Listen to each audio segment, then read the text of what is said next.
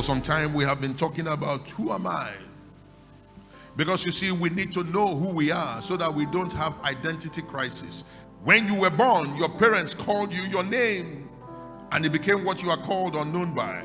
So the question I ask us this morning, what is the name that you are called?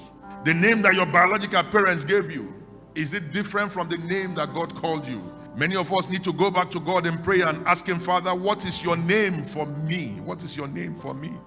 And when we ask that question, then we ask, what is your assignment for me? Because usually the name that God gives is related to the assignment or the purpose of God for your life on this earth. So you ask the Father, why am I in this world? What is your purpose for my life? And so what is your name for me? Quite a number of children were given names by God in the Bible. The first one was Ishmael. Isaac was the second. And then some others. And then Solomon. Every single one got called by name before they were conceived. Had divine assignments that they accomplished for God during their lifetime. You need to go back to God. Father, I am not in this world just to fulfill number.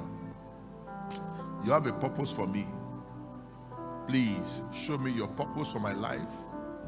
And tell me the name that you called me, not the name that my parents called me. Sometimes the names indicated what they were sent to do.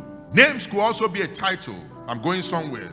These are usually earned, such as a heavyweight champion of the world, the fastest sprinter, the best football player. Titles may also come by inheritance, like a prince. All this together, Jesus earned his name by conquest. When he defeated Satan and all the hosts of darkness. This is one of the reasons Satan and his hosts do not joke with that name. It reminds them of their comprehensive defeat at the hands of the owner of that name. When you mention the name of Jesus, demons tremble. Why? Because they remember the cross. Hey! He made a public show of their defeat. It didn't end on the cross. The cross was the beginning. When he was now nailed to that cross, God now put our sin on him. There are two great separations in the history of man. The first separation was in the Garden of Eden as a result of sin. The second separation took place on the cross, again because of sin. When God put our sin upon Jesus, God separated from him. The moment that happened, the thing that had never happened in eternity, for in the beginning was the Word, and the Word was with God, and the Word was God. The same was with God from the beginning. Immediately he put our sin on him, the Father separated from him.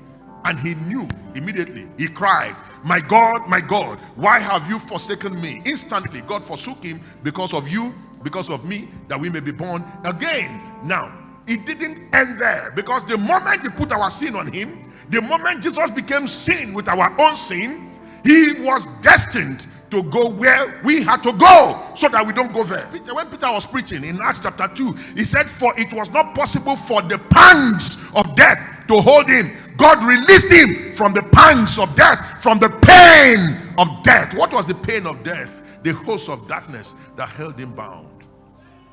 They held him there, but he rose, defeated them. When he defeated them, he took from Satan himself the keys of death, of hell, and the grave, and he rose victorious. He said, I am he that was dead, but I'm alive forevermore. And I have the keys of death and the grave in my hands.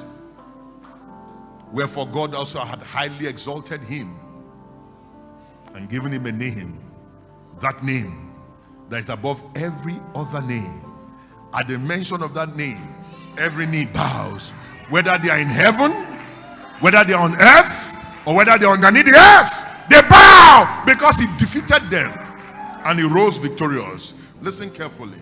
Whatever it is that is not of God in your life, if it has a name, it will bow.